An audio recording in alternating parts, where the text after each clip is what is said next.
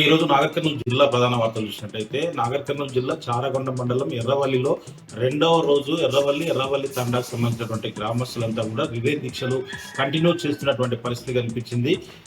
Reservoir సామర్థ్యాన్ని తగ్గించకపోతే ఎట్టి పరిస్థితుల్లో పంచాయతీ ఎన్నికల్లో పాల్గొనమని చెప్పేసి ఎవరు కూడా నామినేషన్ వేయమని చెప్పేసి ఎన్నికలను బహిష్కరిస్తామని ఇప్పటికీ వాళ్ళు తేల్చి చెప్పినటువంటి పరిస్థితి కనిపించింది.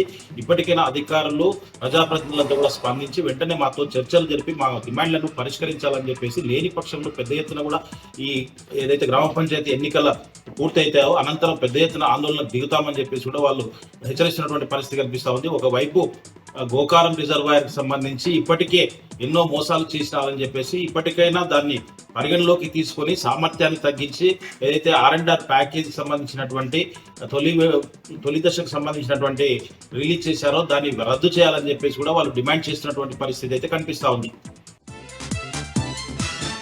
మరొక వార్త చూసినట్టయితే నాగర్ కర్నూలు జిల్లా అచ్చంపేట నియోజకవర్గంలోని అమ్రాబాద్ మండలం వటవర్లపల్లిలోని శ్రీశైలం హైదరాబాద్ ప్రధాన రహదారిపైన ఈరోజు గ్రామస్తులు ఆందోళనకు దిగినటువంటి పరిస్థితి కనిపించింది. గత వారం రోజుల నుంచి కూడా తాగునీరు రాక అనేక ఇబ్బందులు పడుతున్నామని చెప్పేసి అధికారులకు ఎన్నిసార్లు విన్నవించినా పట్టించుకోవటం లేదని చెప్పేసి, గతంలో కూడా ఇదే పరిస్థితి ఉంటే ధర్నాకు దిగితే తాత్కాలిక మరమ్మతులు చేశారు తప్ప శాశ్వతమైనటువంటి పరిష్కారం చేయలేదని, ఇప్పటికైనా అధికారులంతా కూడా స్పందించి ప్రజాప్రతినిధులు స్పందించి వెంటనే మా గ్రామానికి సక్రమంగా తాగునీరు వచ్చే విధంగా చూడాలని చెప్పేసి కూడా వాళ్ళు రోడ్డు పైన డ్రమ్ములు బిందెలు పెట్టి ఆందోళనకు దిగినటువంటి పరిస్థితి కనిపించింది. దీంతో రవాణా వ్యవస్థ కూడా స్తంభించినటువంటి పరిస్థితి వడ్వర్లపల్లి వద్ద ఈరోజు కనిపించింది. మరొక వార్త చూసినట్టయితే నాగర్ కర్నూలు జిల్లా కేంద్రంలో విశ్వబ్రాహ్మణ సంఘం ఆధ్వర్యంలో ఈరోజు తెలంగాణ తొలి అమరుడు స్వర్గీయ శ్రీకాంతాచారి 16వ వర్ధంతి వేడుకలను నిర్వహించారు. ఈ సందర్భంగా అంబేద్కర్ చౌరస్తా వద్ద వాళ్ళు శ్రీకాంతాచారి చిత్రపటానికి పూలమాలు వేసి నివాళులర్పించారు. శ్రీకాంతాచారి తెలంగాణ రాష్ట్రం కోసం తాను ప్రాణత్యాగం చేసి ఇప్పుడు రాష్ట్రాన్ని పూర్తి స్థాయిలో మనం అనుభవిస్తున్నటువంటి దానికి పూర్తిగా తొలి అమరవీరుడు శ్రీకాంతాచారి అని చెప్పేసి అతని చేసినటువంటి అతని త్యాగానికి కూడా ప్రతి ఒక్కరం కూడా గుర్తుంచుకోవడమే కాకుండా అతని త్యాగం వల్లే తెలంగాణ సిద్ధించిందని చెప్పేసి, అతని త్యాగం వల్లే పలువురు పదవులు అనుభవిస్తున్నారని చెప్పేసి కూడా విశ్వబ్రాహ్మణులు చెప్పినటువంటి పరిస్థితి నాగర్ కర్నూలు జిల్లా కేంద్రంలోని అంబేద్కర్ చౌరస్తా వద్ద కనిపించింది.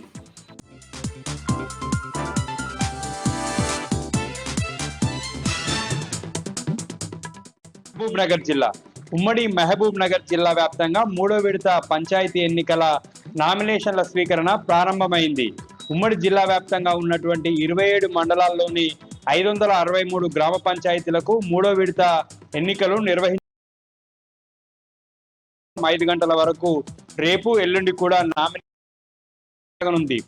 3వ విడత పోలింగ్ ను డిసెంబర్ 17వ తేదీన నిర్వహించి అదే రోజు ఫలితాలను ప్రకటించనున్నారు. మహబూబ్ నగర్ జిల్లా తెలంగాణ మలిదశ ఉద్యమానికి ఊపిరిపోసిన వీరుడు శ్రీకాంతాచారి చేసిన త్యాగం చిరకాలం నిలిచిపోతుందన్నారు మాజీ మంత్రి లక్ష్మారెడ్డి. జడ్చర్ల పట్టణంలో తెలంగాణ కోసం ప్రాణత్యాగం చేసిన అమరుడు శ్రీకాంతాచారి 16వ వర్ధంతి సందర్భంగా ఆయన చిత్రపటానికి పూలమాల వేసి ఘనంగా నివాళులర్పించారు మాజీ మంత్రి. ఈ సందర్భంగా శ్రీకాంతాచారి చేసిన త్యాగాలను గుర్తు చేసుకున్నారు. ఈ కార్యక్రమంలో జడ్చర్ల బీఆర్ఎస్ శ్రేణులు పాల్గొన్నారు.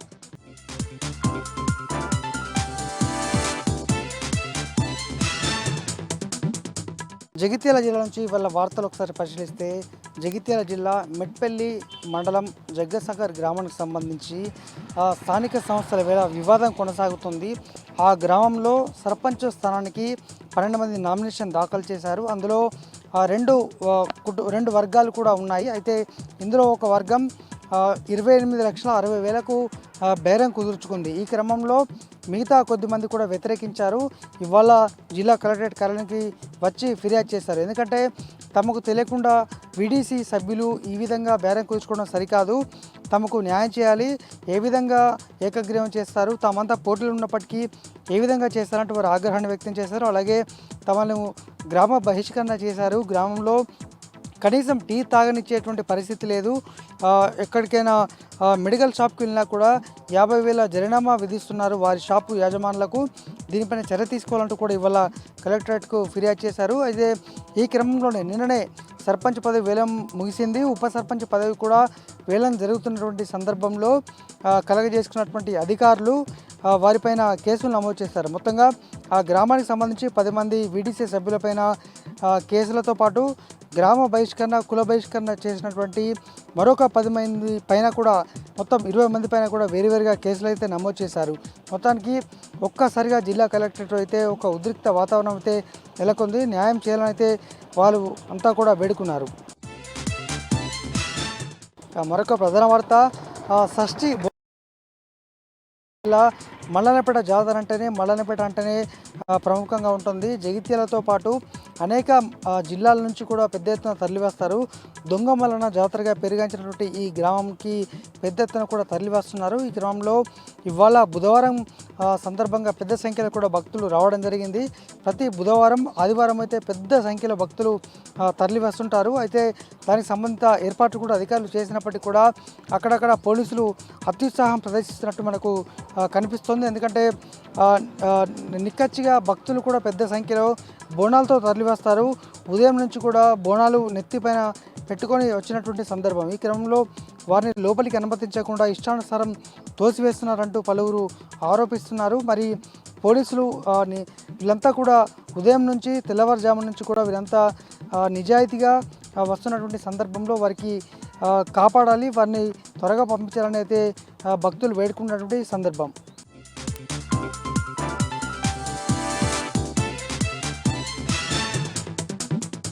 భద్రాద్రి కొత్తగూడెం జిల్లా కొత్తగూడెం రైల్వే స్టేషన్లో బాంబు కలకలం సృష్టించింది. ఓ నాటు బాంబు పేలి కుక్క మృతి చెందడంతో ఒక్కసారిగా రైల్వే ప్రయాణికులు ఉలిక్కిపడ్డారు. బాంబు పేలుడు దాటికి తలో దిక్కున పారిపోయి పరుగులు పెట్టారు. ఘటనా స్థలానికి చేరుకున్నటువంటి రైల్వే పోలీసులు, స్థానిక పోలీసులు పెద్ద ఎత్తున బాంబు స్క్వాడ్, డాగ్ స్క్వాడ్లను మోహరించారు. క్షుణ్ణంగా తనిఖీలు నిర్వహించారు. అనంతరం రైల్వే ట్రాక్ మీద పడి ఉన్నటువంటి కుక్కను పరిశీలించారు. సమీపంలో ఉన్నటువంటి చెత్తకుండ నుంచి 4 నాటు బాంబులను పోలీసులు రికవర్ చేసుకున్నారు. 3 క్లాత్ బ్యాగుల్లో ఉంచినటువంటి 5 నాటు బాంబులను పొద్దున్నే బయలుదేరేటువంటి కొత్తగూడెం రైల్వే స్టేషన్ నుంచి ఉదయాన్నే బయలుదేరేటువంటి సింగరేణి ప్యాసింజర్ రైల్లో ఇవి నాటు బాంబులను తరలించేందుకు ప్రయత్నించి ఉంటారని పోలీసులు అనుమానిస్తున్నారు. సాధారణంగా వన్యమృగాలను వేటాడేందుకు, అటవీ జంతువులను వేటాడేందుకు ఉపయోగించేటువంటి బాంబులుగా వీటిని గుర్తించారు. ఈ బాంబులు ఎక్కడి నుంచి తీసుకొచ్చారు, ఎటువైపు తీసుకెళ్తున్నటువంటి క్రమంలో వీటిని కొత్తగూడెం స్టేషన్లో వదిలేశారనేటువంటి క్రమంలో పోలీసులు విచారణ కొనసాగిస్తున్నారు. బాంబు పేలుడు దాటికి రైల్వే ప్రయాణికులు ఆందోళనకు గురై ఎక్కడికెక్కడికి పరుగులు తీశారు. దీంతో మొత్తం రైల్వే స్టేషన్ని తమ ఆందోళనకు తీసుకున్నటువంటి పోలీసులు డాగ్ స్క్వాడ్, బాంబ్ స్క్వాడ్తో విస్తృతంగా క్షుణ్ణంగా తనిఖీలు నిర్వహించారు. ప్రస్తుతం స్వాధీనం పరుచుకున్నటువంటి నాటు బాంబులు ఎక్కడి నుంచి వచ్చాయి, ఎటువైపు తీసుకెళ్తున్నారు అనేటువంటి విషయంలో దర్యాప్తు చేస్తున్నట్టుగా భద్రాద్రి కొత్తగూడెం జిల్లా పోలీసులు తెలియజేశారు.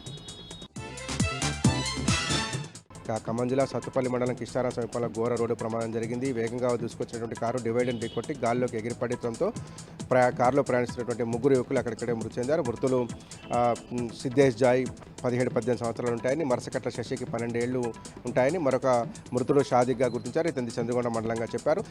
సత్తుపల్లి పట్టణానికి చెందినటువంటి సిద్ధేష్ జాయ్ కారులో ఈ 5 యువకులు గత రాత్రి సత్తుపల్లి పట్టణం నుంచి బయలుదేరి వెళ్ళినట్టుగా చెప్తున్నారు. ఎక్కడికి వెళ్ళారనేటువంటి సమాచారం లేకపోగా అర్ధరాత్రి సమయంలో తిరిగి సత్తుపల్లి ప్రాంతానికి వస్తున్న క్రమంలో ఈ యాక్సిడెంట్ జరిగిందని చెప్పినారు. విఎం మంజరా నుంచి సత్తుపల్లి వైపు వేగంగా వస్తున్నటువంటి కారు కృష్ణా సమీపంలోకి రాగానే డివైడర్ ఢీకొట్టి గాల్లోకి ఎగిరిపడి నుజ్జు అయిందని చెప్పి ప్రత్యక్ష సాక్షులు చెప్తున్నారు. ఈ ఘటనలో 3 మైనర్లు మృతి చెందగా మరొక 2 మైనర్లు చావు బతుకులతో కొట్టుమిట్టాడుతున్నట్టుగా, తీవ్ర గాయాలైనట్టుగా ప్రత్యక్ష సాక్షులు చెప్పారు. 3 యువకుల మృతి, మరో 2 యువకులకు తీవ్ర గాయాలు కావడంతో కొమ్మేపల్లి, చండ్రుగొండ, అన్నపరెడ్డిపల్లితో పాటు సత్తుపల్లి ప్రాంతాల్లో విషాద ఛాయలు అలుముకున్నాయి. ఖమ్మం నగరంలో చైన్ స్నాచర్లు రెచ్చిపోతున్నారు. గతంలో జనసంచారం లేని చోట దొంగతనాలు చేసినటువంటి చైన్ స్నాచర్లు ఏకంగా ఖమ్మం నగరం నడిబొడ్డును కూడా దోచుకొని వెళ్ళిపోతున్నారు. తాజాగా విజయనగర్ కాలనీలో ఉన్నటువంటి నాగజ్యోతి వేగంగా దూసుకొచ్చినటువంటి బైక్ పైన ఉన్నటువంటి చైన్ స్నాచర్లు ఆమె మెడలో ఉన్నటువంటి 10 గ్రాముల పుస్తల తాడును అపహరించుకుపోయారు.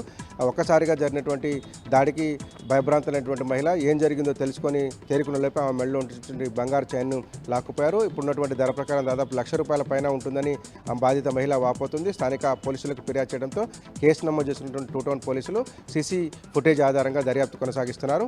చైన్ స్నాచర్ల పట్ల అప్రమత్తంగా ఉండాలని మహిళలకు సూచన చేస్తున్నారు. తెలంగాణ అమరుడు శ్రీకాంతాచారి వర్ధంతి కార్యక్రమాన్ని బీఆర్ఎస్ పార్టీ జిల్లా కార్యాలయంలో నిర్వహించారు. బీఆర్ఎస్ పార్టీ జిల్లా అధ్యక్షులు ఎమ్మెల్సీ తాతా మసూద్తో పాటు డీసీబీ మాజీ చైర్మన్ కూరాకుల నాగభూషణం శ్రీకాంతాచారి చిత్రపటానికి పూలమాల వేసి అంజలి ఘటించారు. ఈ కార్యక్రమంలో బీఆర్ఎస్ పార్టీ టౌన్ ప్రెసిడెంట్ పగడాల నాగరాజుతో పాటు పలువురు బీఆర్ఎస్ కార్యకర్తలు, నాయకులు, ఉద్యమకారులు పాల్గొన్నారు. తెలంగాణ రాష్ట్రాదంలో ప్రాణత్యాగం చేసినటువంటి శ్రీకాంతాచారి తెలంగాణ ప్రజల గుండెల్లో చిరస్థాయిగా నిలిచిపోతారని, తెలంగాణ రాష్ట్రం ఉన్నంత వరకు శ్రీకాంతాచారి ప్రాణత్యాగాన్ని ప్రతి ఒక్కరూ గుర్తుపెట్టుకుంటారని బీఆర్ఎస్ పార్టీ జిల్లా అధ్యక్షులు తాతా మసూద్ తెలియజేశారు.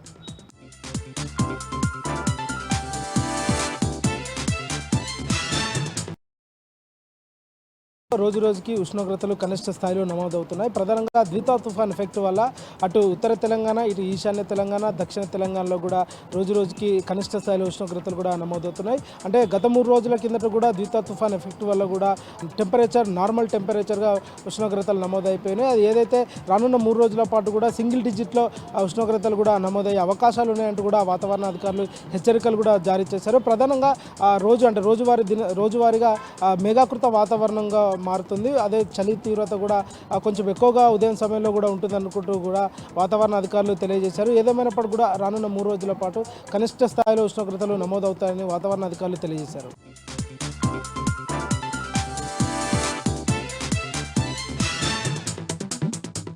రాష్ట్ర ప్రభుత్వం హెల్త్ పాలసీ పేరుతో పరిశ్రమలను తరలించడాన్ని అందరు తప్పుపడుతున్నారు. ప్రధానంగా కాటేదాన్ ఏరియాలో వేలాది పరిశ్రమలు ఉన్నాయి. వేలాది మందికి ఇక్కడ జీవనోపాధి లభిస్తుంది. ఇక్కడి పరిశ్రమలు సిటీ అవుట్స్కట్కి తరలిస్తే చూసి ఊరుకోబోమని కాటేదాన్ స్థానికులు ఆగ్రహం వ్యక్తం చేస్తున్నారు. మరోవైపు తమ హెల్త్ పాలసీ ద్వారా ఇక్కడి పరిశ్రమలు అక్కడ తరలిస్తే చూసి ఊరుకోబోమని ప్రభుత్వంపై ఆగ్రహం వ్యక్తం చేశారు. ప్రభుత్వం వెంటనే హెల్త్ పాలసీని వెనక్కి తీసుకోవాలని డిమాండ్ చేశారు. లేదంటే పెద్ద ఎత్తున ఆందోళన చేస్తా అని ప్రభుత్వానికి హెచ్చరించారు.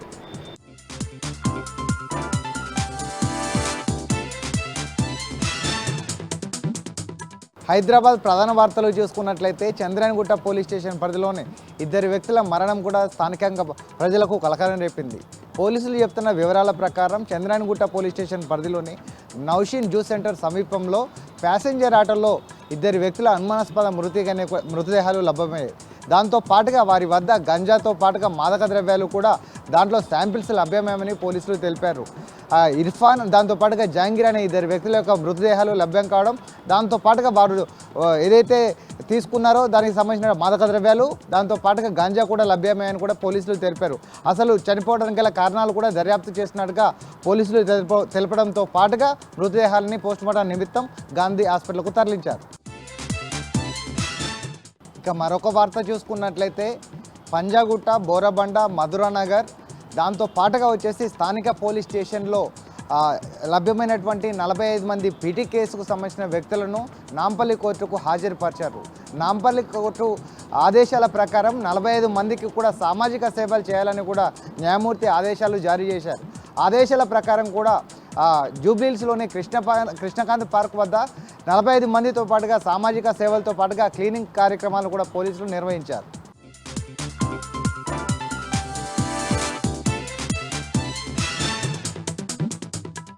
ఈ నెల 20-21 తేదీల్లో హైదరాబాద్లోని హైటెక్స్ ఎగ్జిబిషన్ సెంటర్లో Ekagra international open rapid chess tournament నిర్వహిస్తున్నట్లు నిర్వాహకులు షరీఫ్ తెలిపారు. ఇందుకు సంబంధించిన వివరాలను హైదరాబాద్ సోమాజిగూడ ప్రెస్ క్లబ్లో విలేకరులకు వివరించారు. ఇందుకు ఎంట్రీ ఫీజు కింద 5,000 నిర్ధారించినట్లు తెలిపారు. విజేతకు 22,22,222 రూపాయల నగదు ప్రోత్సాహకం అందించనున్నట్టు చెప్పారు. ఈ పోటీల్లో విదేశాల నుంచి కూడా గ్రాండ్ మాస్టర్లు పాల్గొంటారని వివరించారు. పోటీల్లో పాల్గొనదల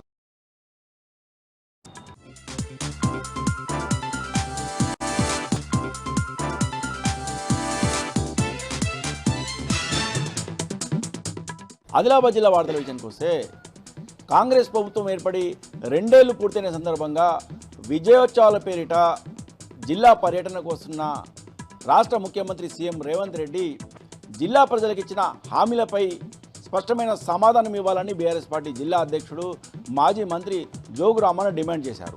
బీఆర్ఎస్ పార్టీ కార్యాలయంలో ఏర్పాటు చేసిన మీడియా సమావేశంలో జోగు రామన్న మాట్లాడారు.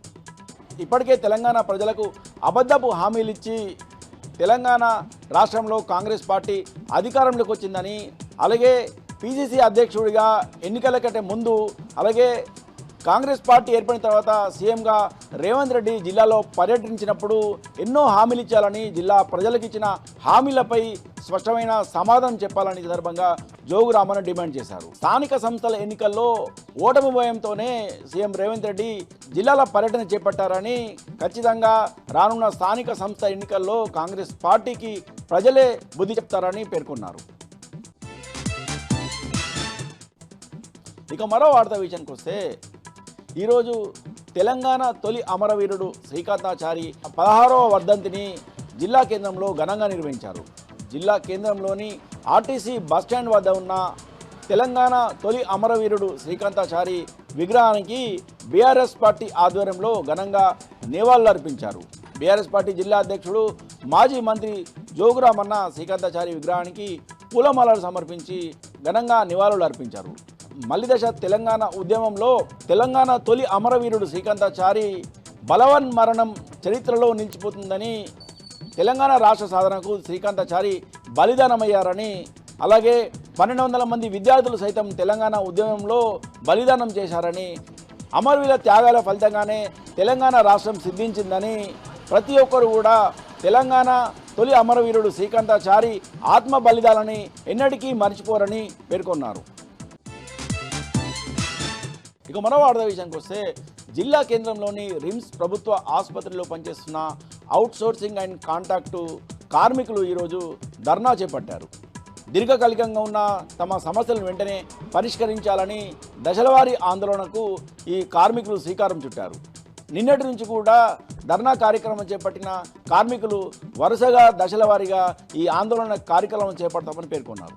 ఈ సందర్భంగా ఏఐటీసీ నాయకులు మాట్లాడుతూ, ప్రభుత్వము కార్మికులతో వెట్టి చాకిరీ చేపిస్తుందని ఆవేదన వ్యక్తం చేశారు. రిమ్స్ ప్రభుత్వ ఆసుపత్రిలో పనిచేస్తున్న కార్మికులకు కనీస వేతనం 26,000 రూపాయలు చెల్లించాలని, అలాగే ఈఎస్ఐ పిఎఫ్ సౌకర్యాన్ని కల్పించాలని, అలాగే పెన్షన్ సౌకర్యాన్ని కల్పించాలని, కనీస వేతనము క్రమం తప్పకుండా చెల్లించాలని, అలాగే టెండర్లు పూర్తయి 3 ఏళ్ళు అయినా ఇప్పటికి కూడా మళ్ళీ టెండర్లు వేయకుండా ప్రభుత్వము కాలయాపన చేస్తుందని, వెంటనే టెండర్లు వేయాలని, అలాగే కార్మిక సమస్యలను వెంటనే పరిష్కరించాలని సందర్భంగా డిమాండ్ చేశారు. లేని పక్షంలో దశవారీ ఆందోళన మరింత ఉధృతం చేస్తామని కార్మికులు హెచ్చరించారు.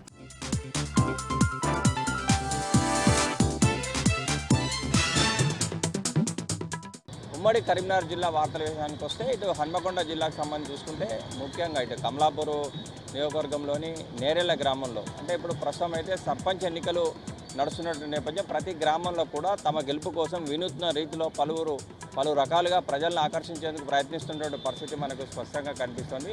ఇటు నేరెళ్ల గ్రామంలో, ఇటు కమలాపూర్ మండలం నేరెళ్ల గ్రామంలో అయితే అంటే సర్పంచ్ నిలబడినటువంటి అభ్యర్థులు ప్రజల మన్ననలు పొంది అధికారం కోసం ఏం చేస్తున్నారంటే, గ్రామంలో కోతుల బెడద పెద్ద ఎత్తున ఉన్న నేపథ్యంలో ఎట్టి పరిస్థితుల్లో తమని కనుక సర్పంచ్గా గెలిపిస్తే కోతుల బెడద తీర్చేందుకు తగిన చర్యలు తీసుకుంటామంటూ వినూత్న రీతిలో ఒకవారేమో చింపాంజీ, మరో ఏలుగుబంటి వేషాల్లో వేషాధరణ చూపిస్తూ గ్రామాల్లో తిరుగుతూ ఓట్లను అడుగుతున్నటువంటి నేపథ్యం కనిపిస్తుంది. ఎట్టి పరిస్థితుల్లో సర్పంచ్గా కనుక తమను గెలిపించినట్టయితే గ్రామంలో ఒక్క కోతిని కూడా ఉండకుండా చూస్తామంటూ ప్రజలకు హామీ ఇస్తున్న నేపథ్యం అయితే మనకు నేరెళ్ల గ్రామంలో కనిపిస్తోంది.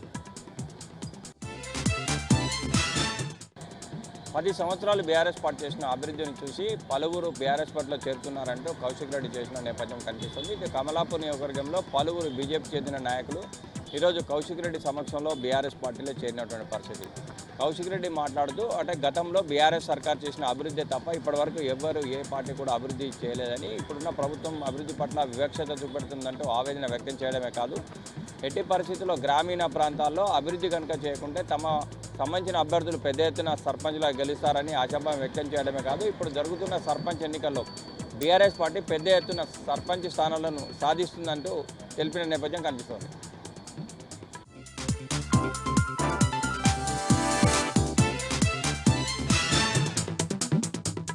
వరంగల్ జిల్లా ప్రధాన వార్తలను పరిశీలించినట్టయితే, నర్సంపేట నియోజకవర్గ కేంద్రంలో మాజీ ఎమ్మెల్యే పెద్ది సుదర్శన్ రెడ్డి మీడియా సమావేశం నిర్వహించారు.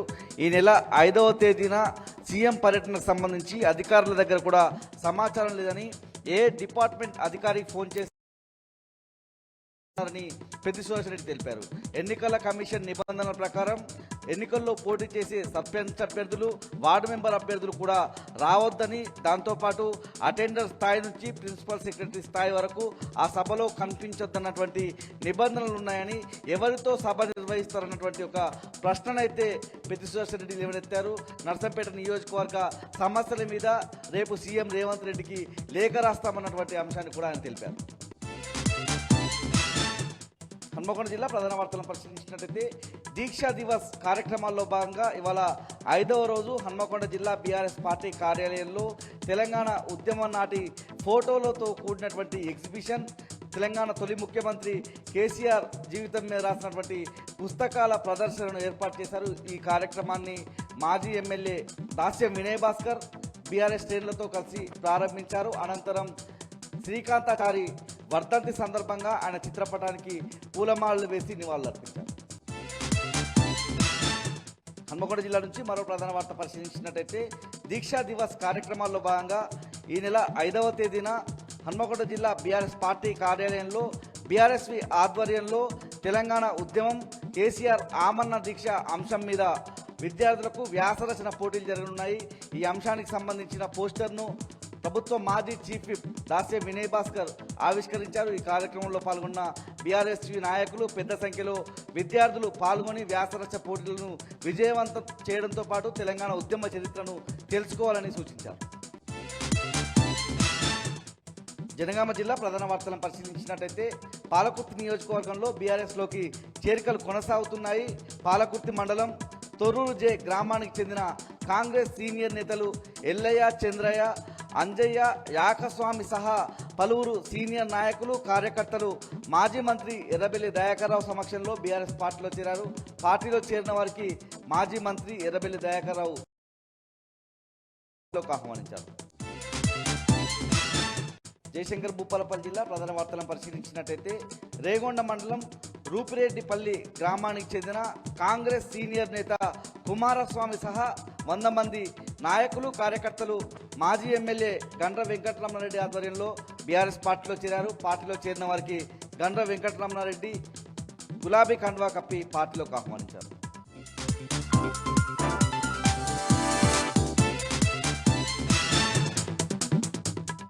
ఇక కామారెడ్డి జిల్లాలోని ప్రధాన వార్తల విషయానికి వస్తే కామారెడ్డి మున్సిపల్ పరిధిలోని రామేశ్వర్పల్లిలో కత్తిపోట్లు కలకలం రేపాయి. రాజశేఖర్ అనే వ్యక్తిని ప్రవీణ్ అనే వ్యక్తి కత్తితో పొడిచి చంపడం జరిగింది. పాత కక్షలే ప్రధాన కారణంగా పోలీసులు భావిస్తున్నారు. కేసు నమోదు చేసి దర్యాప్తు చేస్తున్న నిందితుడు ప్రవీణ్ కోసం పోలీసులు గాలింపు చర్యలు చేపట్టారు. ఇక కామారెడ్డి జిల్లాలోనే ప్రధాన వార్తల విషయానికి వస్తే కామారెడ్డి జిల్లాలోని ప్రముఖ వ్యాపారి విల్లంకి శ్రీనివాస్ అనే వ్యక్తి 2 కోట్లు బాకీ చేసి పరారయ్యారు. వ్యాపారంలో నష్టం రావడంతో తాను నిర్వహిస్తున్నటువంటి సూపర్ మార్కెట్కు తాళం వేసి పరారైనట్లుగా పోలీసులు భావిస్తున్నారు. పరారైన విల్లంకి శ్రీనివాస్ కోసం పోలీసులు గాలింపు చర్యలు చేపట్టారు. ఇక నిజామాబాద్ జిల్లాలోనే ప్రధాన వార్తల విషయానికి వస్తే నిజామాబాద్ జిల్లా ఆర్మూర్ మున్సిపాలిటీలో బీఆర్ఎస్ పార్టీ నిజామాబాద్ జిల్లా అధ్యక్షుడు ఆర్మూర్ మాజీ ఎమ్మెల్యే జీవన్ రెడ్డి ఆర్మూర్ మున్సిపాలిటీలో జనతా గ్యారేజ్ని ఏర్పాటు చేశారు. గత కొద్ది రోజుల నుంచి ఆర్మూర్ మున్సిపాలిటీతో పాటు నియోజకవర్గ వ్యాప్తంగా అవినీతి పేరుకుపోయిందని, ముఖ్యంగా ఆర్మూర్ మున్సిపాలిటీ అవినీతిమయమైందని జనతా గ్యారేజ్ కు ఫిర్యాదు చేసి సమస్యను పరిష్కరించాలని, తానే దగ్గరుండి సమస్యను పరిష్కరిస్తానని ఆర్మూర్ జీవన్ రెడ్డి.